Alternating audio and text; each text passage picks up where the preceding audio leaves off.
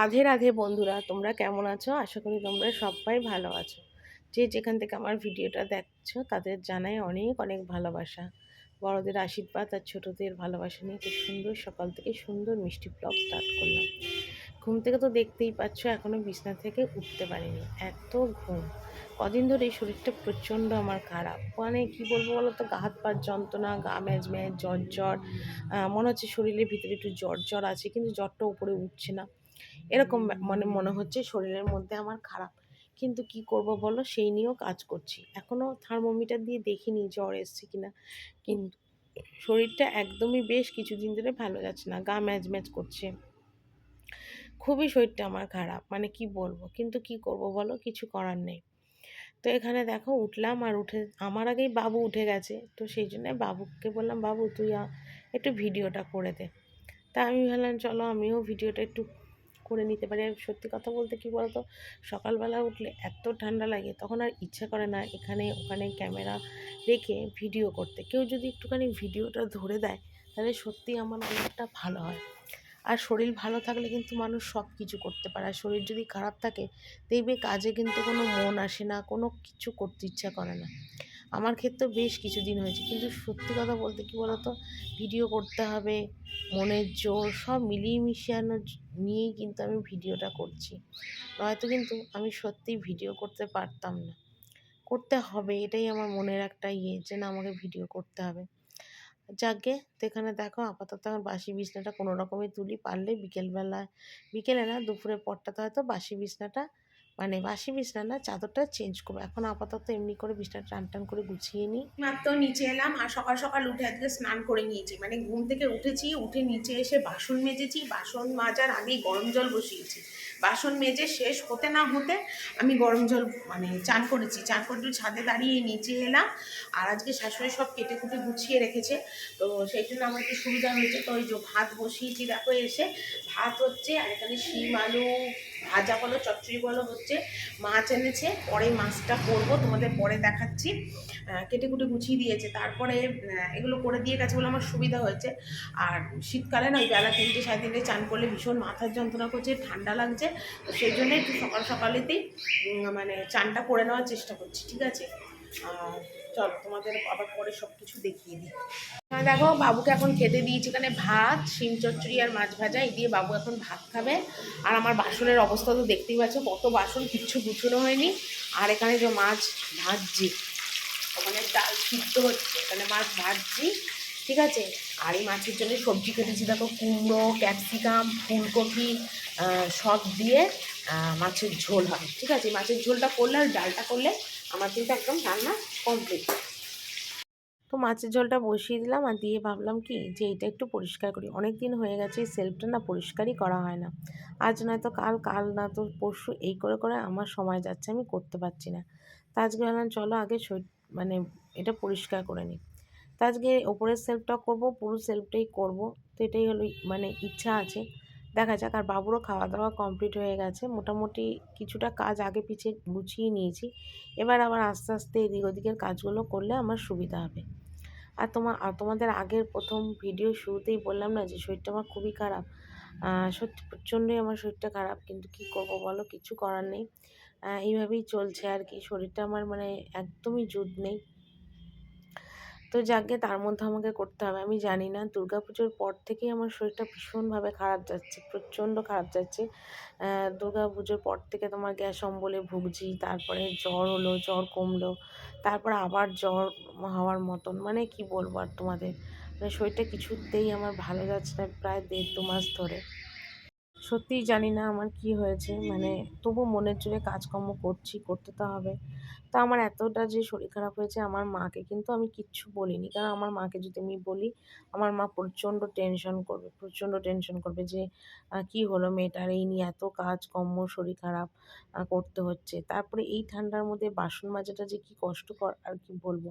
তারপর 2-4টে বাসন হয়, এত বাসন, এত বাসন, আমি সত্যি যেন আর পারছি না, আমার শরীরটা যেন দিন যাচ্ছে ভেঙে যাচ্ছে, আমি চালাতে পারছি না আমার শরীর। আগের বছরও না এতটা শরীর খারাপ হয়নি, এই বছর এতটা শরীর খারাপ হবে আমি ভাবতেই পারিনি, মানে প্রচণ্ডই শরীরটা খারাপ। তোমরা হয়তো ভাববে যে আমি কি বারবার এক কথা বলছি, কিন্তু দেখো যেটা সত্যি সেটাই তোমাদের কাছে বলছি। তো তার জন্য মাঝখানে কিছুদিন আমি ঠিকঠাকভাবে ব্লগ ভিডিও দিতে পারিনি, শর্ট ভিডিও দিতে পারিনি, কোনো কিছুই আমি দিতে পারিনি, কারণ আমার শরীরটা এতটাই খারাপ ছিল আর কি। তো কি করব বলো, চেষ্টা করেও আমি এগোতে পারছি না যে ভিডিওটা করব বা তোমাদের ভিডিওটা শেয়ার করব, এটাই আর কি। তো যেরকম পরিস্থিতি সেরকম তো মানাতে হবে, কিন্তু আমি যতটা পারি ভিডিও সবসময় করার চেষ্টা করি যে না আমাকে করতে হবে। আমি এডিটিং না করতে পারি তো ভিডিওটা তো করে তো রাখবো, তারপরে আমি ভিডিওটা করব, পরে এডিটিং করে নেব। কিন্তু কি বলবো, সেটা করে উঠতে একদমই পারি না, কারণ শরীরটা খারাপের জন্যে। তো শরীর খারাপ বললে তো আর হবে না, সংসারের কাজ তো করতে হবে। সবথেকে মনে দুঃখ লাগে একটাই, যে আমি একজন স্বামী স্ত্রী বাচ্চা থাকি না, আমি সবাইকে নিয়ে থাকি, কিন্তু সবাইয়ের মধ্যে থাকলে কি হয়, কারো কোনো শরীর খারাপ অসুবিধা সুবিধা হলে আরেকজন দেখে, রান্না করে বা কাজকর্ম করে, কিন্তু আমার বাড়িতে সেটা নেই। আমার বাড়িতে শরীর খারাপের কথা বললেই সবার ঝামেলা শুরু হয়ে যাবে, কে রান্না করবে, কে কাজ করবে, এরকম একটা ব্যাপার চলে আসে। ওই জায়গাটা না আমি না কিছুতেই মানতে পারি না, আমার ভীষণ খারাপ লাগে। শরীর খারাপ হলে বাড়ির লোক বুঝবে না তো কে বুঝবে? তাহলে কি আমি বন মানুষ নিয়ে বাড়িতে থাকি? মানুষ নিয়ে থাকি না। ওই জন্য একই সময় না রাগের চোটে আমি না বলেই ফেলি যে আমি একটা মানুষ নিয়ে থাকি না, সব পশু জন্তু জানোয়ার নিয়ে বাস করি। এমনকি যে আমার যে হাসব্যান্ড, সে পর্যন্ত বোঝে না যে আমার শরীরটা কতটা খারাপ, কিন্তু তারপরেও না আমাকে করতে হয়। তোমরা হয়তো বলবে করো কেন? না করলে না সবথেকে কষ্ট সমস্যা হয় কার জানো? আমার ছেলেটার। আমার ছেলে আর ঠিক মতো খেতে পারে না, রান্না বান্না না করলে কী খাবে? কারণ আমার ছেলে না সত্যি একটু খেতে টেতে ভালোবাসে, তো ওকে এক সময় এক এক টাইমে এক এক রকম রান্না করে দিই। আর সেখানে যদি কিছু করে দিতে না পারি তাহলে আর হয় না। শরীরটা খুবই মানে খারাপের জন্যই করতে পারছি না। তো যাকে তবু চেষ্টা করি যে কারোর কিছু করি চাই নাই করি, ছেলের খাওয়া দাওয়াটা একটু ঠিকঠাকভাবে করে দেবো, কিন্তু সেটা কিছুতেই আর করে উঠতে পারি না। শরীরটা খুবই খারাপ লাগে ওই জন্য। তো যাকে কিছু করার নেই। তোমাদের হয়তো সবসময় শরীর খারাপ, ভালো লাগছে না, এগুলো আর বলতে শুনতে ভালো লাগবে না। তো ওদিকে দেখো ওগুলো করলাম, করে নিয়ে দেখো এখন ফ্রিজটা একটুখানি পরিষ্কার করছি। ফ্রিজের ওপরের পেপারটা অনেক দিন হয়েছে চেঞ্জ করি না, বেশ নোংরা হয়েছিল। আর তোমাদের বললাম না আমাদের বাড়িতে প্রচণ্ড ইঁদুরের উৎপাত, এত ইঁদুর উৎপাত কী বলবো। তো সেই জন্য পেপারটা উপরে চেঞ্জ করলাম, থালাটা মেজে কাপ গ্লাসগুলো সব সুন্দর করে গুছিয়ে রাখলাম। তো তারপরে দেখো পরপর কাজগুলো তো সারতেই হবে। সকালবেলা তো অনেক বাসন মেজেছিলাম, সেগুলোই মেজেছিলাম, তো সেগুলো গুছানোর টাইম হয়নি। তো আমার একদম রান্নাবান্না কমপ্লিট, কম আঁচ করে গ্যাসটা কমিয়ে দিয়ে মাছের ঝোলটা করে নিলাম। নিয়ে এবার বাসন টাসন টুকটাক যা কাজ আছে সেগুলোকে এখন একটু সেরে নিচ্ছি। তো এইভাবেই চেষ্টা করি সবসময় সমস্ত কাজগুলোকেই গুছিয়ে সুন্দরভাবে করা, কিন্তু মানুষ তো আমি তো আর রোবট নই যে মেশিনের দ্বারা চলবো। কিন্তু তবু সবসময় আর কি এইভাবেই চলছে আর কি, শরীর চালাতে হচ্ছে। কী আর করবো বলো? তো যাকগে। আর তোমাদের এই কথা বলে আর কি করব, তোমাদেরও হয়তো ভালো লাগবে না। কিন্তু হ্যাঁ, এটাও ঠিক যে মানুষকে মন খুলে কথা বলতে হয়। কোনো কিছু দুঃখ কষ্ট হলে সেগুলো শেয়ার করতে হয়, দেখবে তাহলে মনটা অনেকটা হালকা হয়ে যাবে। কিন্তু আমার তো শেয়ার করার মতন কিছু নেই। তোমাদের সাথে ভিডিওতেই যা বক বক করি, শেয়ার করি, ব্যাস ওইটুকুনি। এর থেকে বেশি আর কারোর কাছে কোনো কিছু মন খুলে কথা বলতে পারি না। সারাদিন তো নিজের মতো নিজে কাজ কর্ম, ঘর, ভিডিও এডিটিং এইসব নিয়েই থাকি। কারোর কোনো ব্যাপারেও থাকি না, কারোর কোনো ঝামেলাতেও থাকি না, কোনো কিছুতেই আমি থাকি না। আমি সবসময় নিজের মতো নিজে থাকতেই ভালোবাসি। কারোর ঝামেলাতে থাকি না, তাই লোকে আমাকে ঝামেলায় জড়িয়ে ফেলে। আর যদি কারোর ব্যাপারে থাকতাম তাহলে যে কী করতো আমায় কে জানে।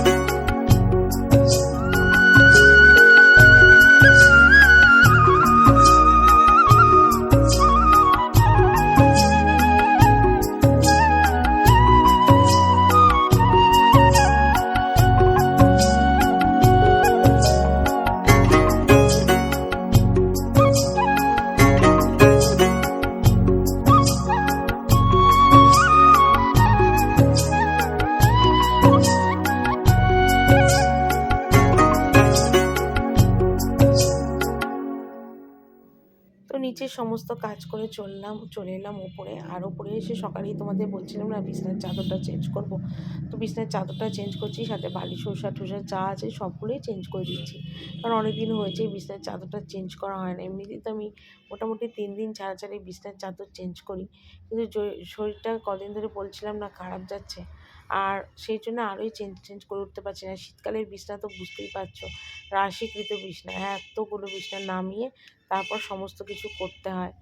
তো সেই জন্যে আর একটা সুবিধা হয়, সকালবেলা উঠে যদি চান-টানগুলো সেরে নিই না, তাহলে অনেকটা আমার কাজের চাপটা কমে যায়। তো সেই জন্যে বিছানাটা এখন তুলছি। তো বিছানার চাদরটা তুললাম, দিয়ে এখন এক এক করে বিছানাটা চাদরটা পাতি, বালিশ ওষাগুলো লাগাই। এইসব টুকিটাকি কাজগুলো করবো। তারপর ঘরটা একটু ন্যাতা মারবো, কারণ সকালবেলা উঠে বাসন-টাসন মেজে সব কাজ করার পরে আর ঘরে ন্যাতা মারা হয়নি। আর তারপর দেখবি বিছানার চাদর-টাদর চেঞ্জ করলে না ঘরেরটা কিচকিচ করে, ধুলো, ধুলো হয়। তো সেই জন্য ভাবলাম যে না থাক, বিছানার চাদরও চেঞ্জ করবো আর একবারে আ ঘরগুলোও ন্যাতা মেরে দেবো।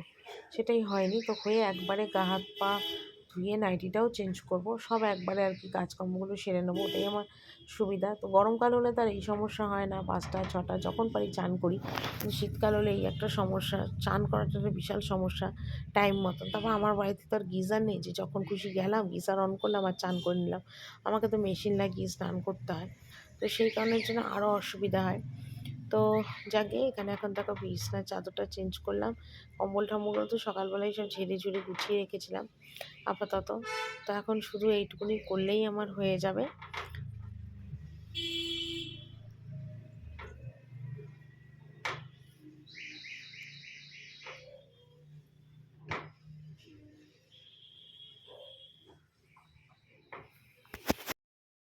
তো দেখো এখন এগুলো ঘরটা মুছবো। ঘরটা মোছা হয়ে গেলে মোটামুটি আমার একদম সব কাজ কমপ্লিট।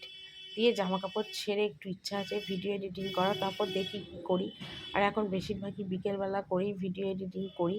রাত করে একদম শরীর চলছে না। অনেক দিন ধরেই হচ্ছে যে 12টার আগে ঘুম পেয়ে যায়। কিন্তু তবু ঘুমোই না। কারণ 12টার আগে আবার ঘুমোলে একটা সমস্যা হচ্ছে, সেটা হলো মাঝরাতে আমার আবার ঘুম ভেঙে যাচ্ছে।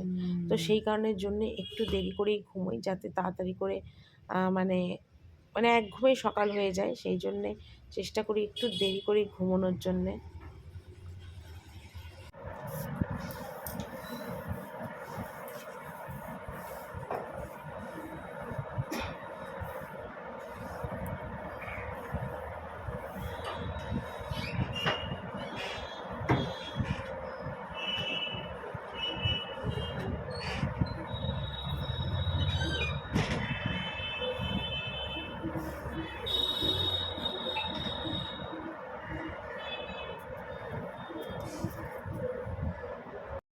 তো একদম জামাকাপড় ছেড়ে এলাম। তোমরা ভাবছো হয়তো আমি কেন হঠাৎ নাইটি ছেড়ে ভালো জামা পরলাম। অ্যাকচুয়ালি আমি এখন ছাদে যেগুলো কেচেছিলাম সেগুলো তো কিছুই শুকোয়নি। বারান্দাতে সমস্ত মেলে দিচ্ছি।